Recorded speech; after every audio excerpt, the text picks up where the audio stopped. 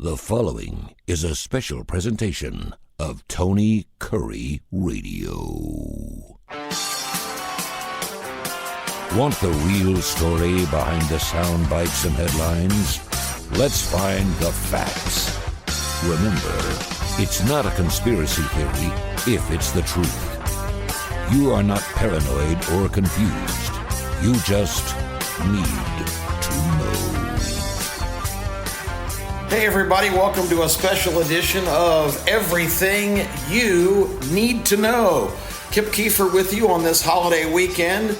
America's birthday coming up on July 4th. Recording this on Monday, the day before the 4th of July, over in Atlanta. I'll tell you more about that experience in just a minute. We hope that you are having a wonderful holiday weekend. You talk about a long weekend. This one is a real doozy with the holiday falling on Tuesday. We've had the opportunity to really enjoy an extended period of celebration this year. And I particularly want to tell you at first, and I promise this will all tie into what we're going to talk about here, but I want to talk about the weekend I've had, which has been joyous and so introspective and resonating and inspiring in so many ways, because we had family from all over the country come to our house in Birmingham, Alabama, and it was just wonderful to interact with all of them that we don't see anywhere near enough, and also so many of our local family and friends and associates in different enterprises and different walks of our lives, to have them all under our roof this weekend and just watch all of the goings on, the young guys, the young kids playing with the energy that you just wish you had 100th of, just nonstop, having just a blast, running around and shrieking with joy and laughter and excitement. All of the associations that were reestablished, people who knew each other and had a chance to visit and catch up.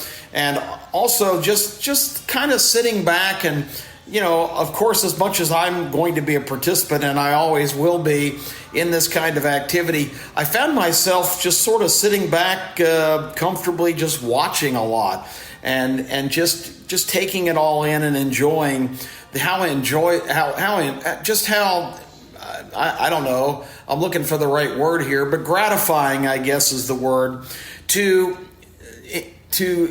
witness that kind of interaction and realize that at this stage of life that you've made a significant contribution to bring these kind of events together and make them possible, and had an impact on most of the people's lives that were gathered, whether they be family or friends. And a lot of the ties that they've all established are traced back to, you know, some of the things that you've done and some of the places you've been and some of the lives you've touched. It really gives you great perspective.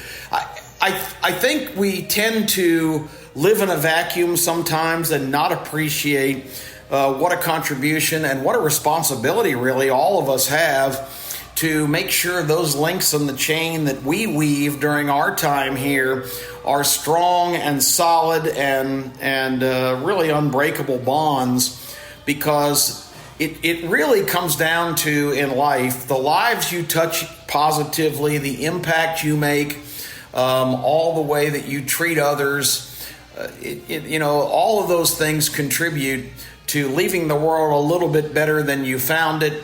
And again, to make sure the links that you install into that chain are strong and steady and ones that will stand the test of time. So a lot of perspective on that, and really, really enjoyed it. I'll tell you about part 2 of our weekend in just a minute. Thinking back to, once again, our country's birthday, July 4th, 1776, we're going to celebrate year 247 this Tuesday, and that's a long time. America now almost 2.5 centuries old since that fateful week in Philadelphia, Pennsylvania, when the delegates from the 13 colonies and many other luminaries like George Washington, who had was getting ready to be on the forefront, of course, of the Revolutionary War, leading what was basically a ragtag, disorganized, non-professional army against the greatest fighting force ever assembled, the British Army and Navy. And amazingly, history will tell us that George Washington did come through in the clutch, I guess to say the least, as the Americans won their independence from the British throne. But that day in 1776, there was great trepidation and uncertainty. Yes, these people had decided that they'd had enough. America wanted to be its own country, the great experiment of democracy and representative government, breaking away from the old world order of monarchies and autocracies and dictators, telling everybody how to live their lives and being completely in charge of the terms of their conduct. Individual freedom, individual liberty, all of those things boiled over to the point where they found it intolerable to carry on with a brand new, thriving country, potential country at that time, that was still being dictated to and told everything and taxed and, all the different things that were happening by a monarchy all the way across the ocean. They just basically said enough. We need to get together and make some moves. They had drafted out a lot of provisions amongst themselves before getting to Philadelphia of what they wanted to include in the, quote, Declaration of Independence. Think how powerful those three words. I'm declaring my independence. So, but of course, like anything else, and we always think these are modern day phenomenons, they're not. There was a lot of disagreement on what to include in that document. There was much debate over 3 or 4 days, and finally on July 3rd, they did what Americans really are designed to do and what our system insists we do. And you give up some things you want in exchange for some things some others may want, but you compromise. And that is really the secret to this kind of government, this kind of experiment that we call America, to working. You have to compromise, you have to give in order to get. And that finally was achieved on July 3rd, 1776. So the original document that was to be the Declaration of Independence had been severely altered by all these changes and agreements and compromises. So there was no way that a clean document could be produced in just 24 hours. We didn't have a quick print or a Kinko's or a Federal Express store to run by. You had to sit down and write all this out by hand. And that process happened beginning late afternoon and even early evening on the 3rd of July. The thing that a lot of folks don't realize is, yes, the birth date of America is July 4th, but it was not validated on July 4th. Everybody who had been there pretty much had left town.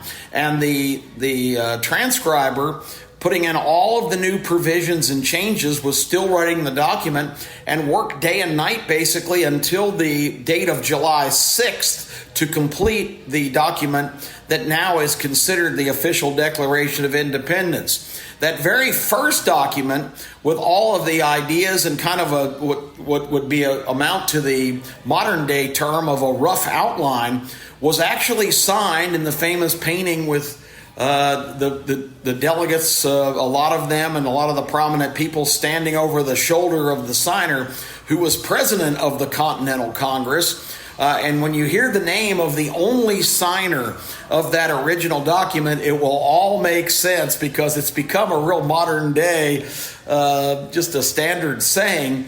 But the fellow who signed that original document before it was completely rewritten in the newest form, just to show the symbolic achievement of reaching a consensus agreement, his name was John Hancock. And of course, I know all of you have heard, put your John Hancock on this document. That, of course, is where it comes from. So here now we're on July 6th. Everybody pretty much has left town. There's a lot of people that were based in Philadelphia, so they could come in and sign the new fully completed document. But it really kind of worked out that it was a big chore over the next month or so to get other people to either come to Philadelphia or to actually take the document to those signers to try and make it happen.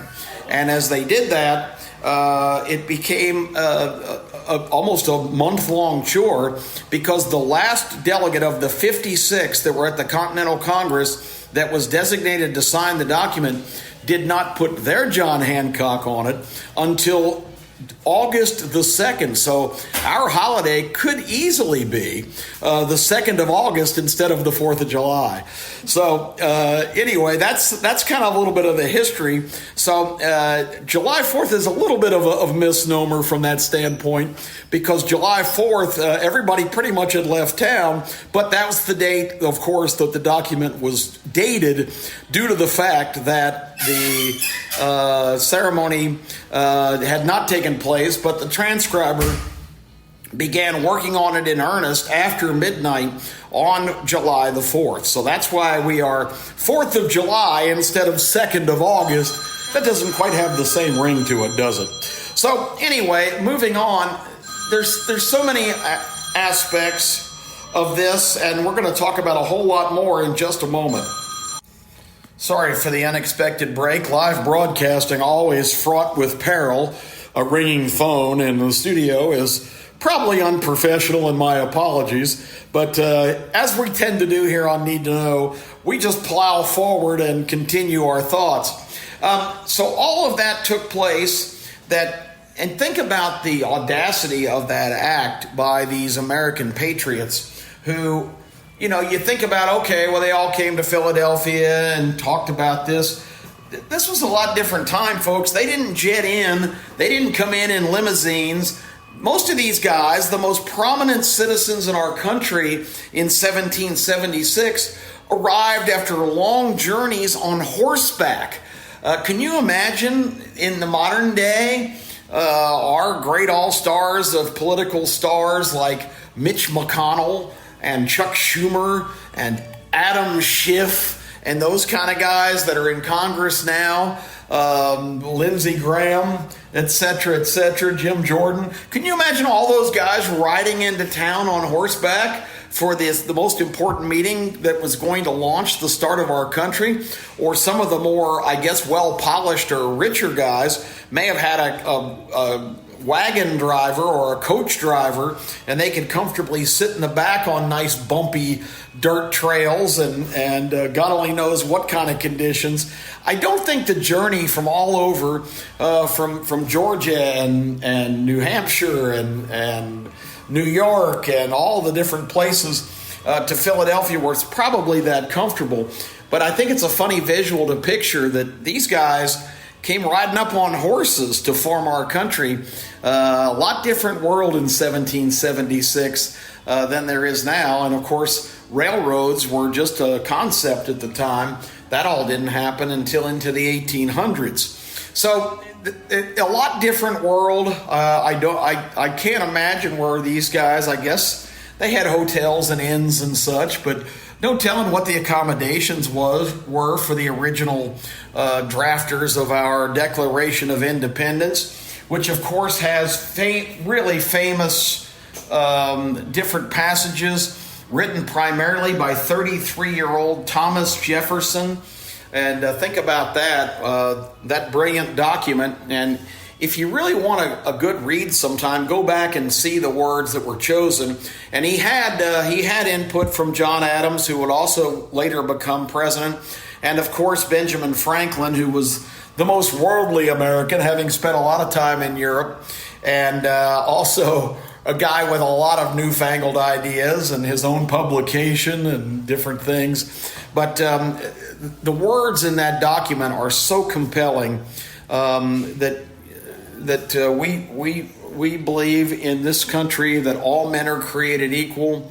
We hold these truths to be self-evident, that we are all of one Creator, endowed with the unalienable right to life, liberty, and the pursuit of happiness. I mean, such powerful words. A lot of people don't realize that the Declaration of Independence also has a passage with 27 grievances. That's what they called them. 27 grievances against the king, the throne, and English rule. And some of those are pretty remarkable if you sit down and read them, because there's some parallels, like all history, to modern day.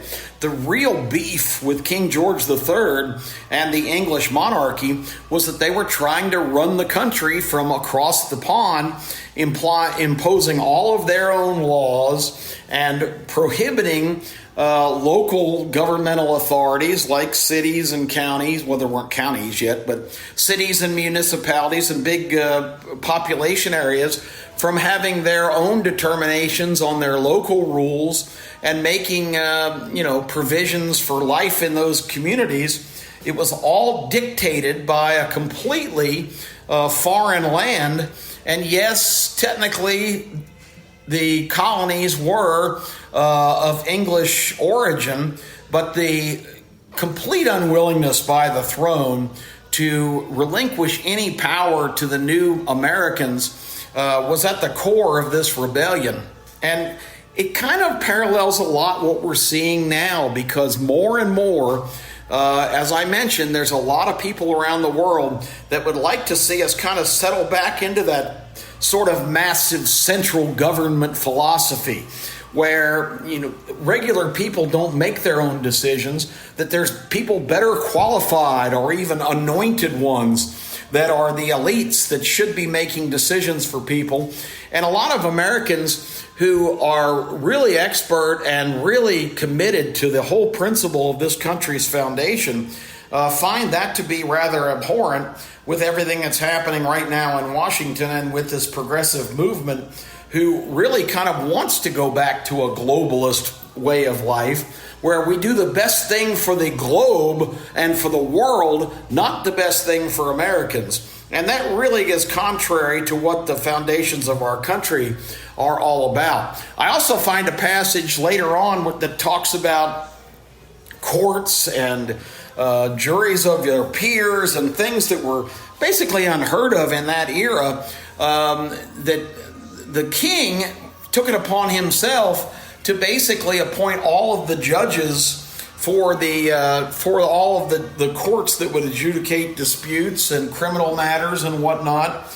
It was not based on trial by jury. It was trial in front of a judge.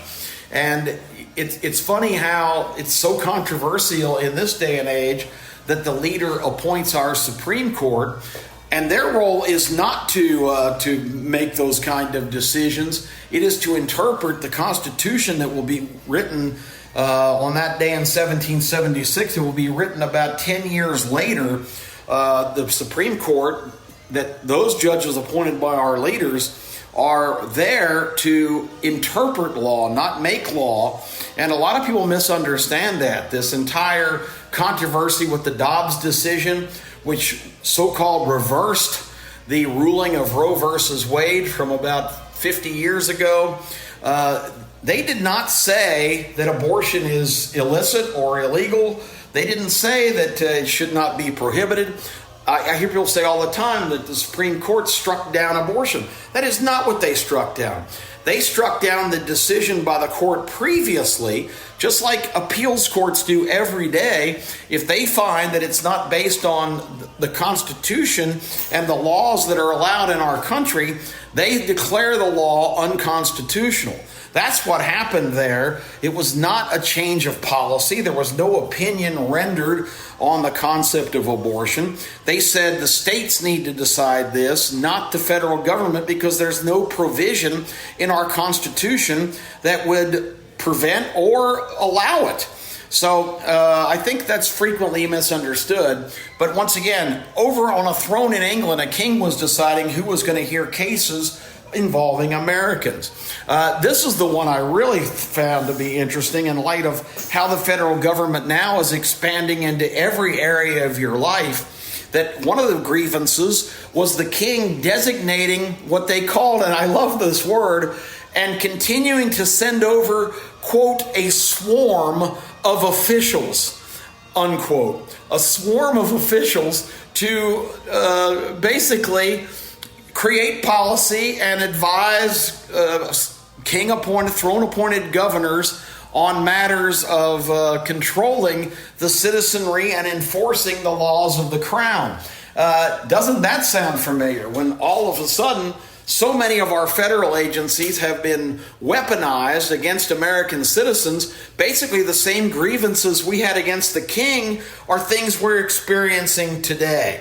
So if you ever want to kind of have a better understanding of where these guys were in 1776, just Google content of the Declaration of Independence. It's fascinating reading, and I think you'll find that there's a lot of parallels to modern day America that we're experiencing now. I started off talking about those guys who go back so far into being the links of the chain that founded our country. Many of them may have even had influences on people listening to today's lives. Who knows how far back we go generationally, where there's some trace of some of these great American founders and patriots in all of our identities in terms of our genetics and our background. But I was struck again by my kind of compact world of all kinds of friends and relatives, and was thinking about that a lot this weekend, and even more on Sunday afternoon as myself, my two sons, my daughter-in-law, the mother of my sons and her husband, and of course my grandson, 2-year-old King Keefer, who is just a kid that every time I look at him, I'm just struck that I can't believe I'm a grandfather to start with. But what a wonderful thing to see this just high energy, unbelievable whirlwind of a human being with so many of all of our different idiosyncrasies, and he's loud like every other Keefer. But yesterday, folks, and this is kind of a personal thing, but I think a lot of you will be able to relate. We went to the Braves game. The Braves, of course, play at Truist Park, the brand new stadium out in Marietta. It's beautiful and state of the art. It was an oppressively hot day yesterday, so we had to kind of bail out into more shaded areas of the standing room up on top of the corridor. But the Braves do a remarkable thing on Sunday afternoons after home games. They let the kids line up in about the 7th inning. And, of course, King just being 2, his dad and mom were accompanying him throughout that whole line process, because about an hour later when the game ended, they start letting anyone from 4 to 12, that's the age range, on the field, supervised by Brave staff, to basically just tell them go and point them in the right direction. But they let them run the bases on the big league field in that 44,000 seat stadium. It's really fun to watch the kids and their excitement. But King wanted to run the bases. He's 2 years under the limit. Supposed to be 4 years old, but he's such an advanced kid in terms of just how he carries himself and how he communicates, that nobody said a thing. And what a thrill for old granddad here to stand there right down on the screen and watch King Keefer thundering around in his official Braves jersey, running the bases. It was such a joy to see, and to see how my link in the chain, the latest one, is kind of carrying on the family tradition, because the parents can't go with him. They can take him down to the place on the field where he has to line up with the other kids, and then they have to stand aside, and told him he had to be a big boy and do what the people told him and follow the kid right in front of him in line. He started at first base. He took off, rounded second, went a little too straight, sort of headed towards center field. They pointed him in the right direction. He dug in, got to third, turned the corner, and made a big burst for home, touched home plate. It turned out Ronald Acuna Jr., the top vote getter in the All-Star game, only scored one run on Sunday. King Keefer also crossed the plate once, so he and Acuna tied for the day. It was just a triumphant thing. Very emotional for me. I was so proud of him, just such a little guy, to go out there like such a big boy and do that. But it's memories that will be certainly part of our lives for as long as all of us are here. It's all on video. There's countless photos. And it really kind of rang huge for me that the links of the chain that I've been responsible for or a part of are certainly good contributions. I'm feeling a lot better about that today and every day that I'm around these extraordinary people. Again, all of my close family and friends, and I know all of you are adding to that solid foundation of a great future for our world and our country and for all of the people we're going to leave behind. So that's my report this week. That's what I thought you needed to know. I hope you enjoyed some of the trivia on our founding fathers in that fateful week in July 1776, 247 years ago when America was born. And I hope everybody will have a commitment, because I know it's difficult times. A lot of us in my generation were raised to have appreciation and extreme knowledge of everything that happened. I know we've gotten away from that. I think that's a sad thing. But on the other hand, the reason that so many Americans fought and died in wars was to preserve that freedom. And all of us have a responsibility that no matter what our beliefs are, we need to respect with complete devotion the ideas and the approaches of others, because they didn't just lay down their lives, and so many people before us didn't create this country just to appease the people that are on board with the original principles of its founding. But as it evolves, it's just as important to respect the views of every American, because that's the right they all have to think and function and be themselves and make decisions that are best for their lives and their intellect. But I do feel like we all have a responsibility to talk about our country in the most glorious of terms and not let people forget everything that's happened to get us to this point, and to never, ever not appreciate that we live in the greatest country of the world and are all extremely blessed to do so.